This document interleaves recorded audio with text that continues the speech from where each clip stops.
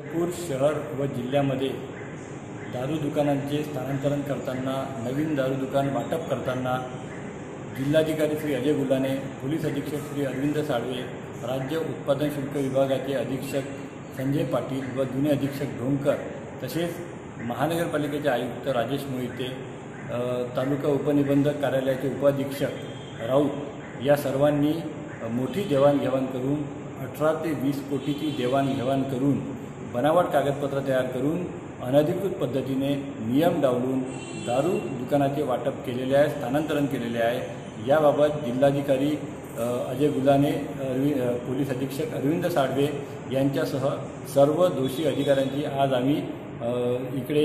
ईडीकडे नागपूर येथे तक्रार केलेली आहे आणि आम्ही सतत पाठपुरावा करून सर्व दोषी अधिकाऱ्यांवर गुन्हे दाखल झाल्याशिवाय जनविकास सेना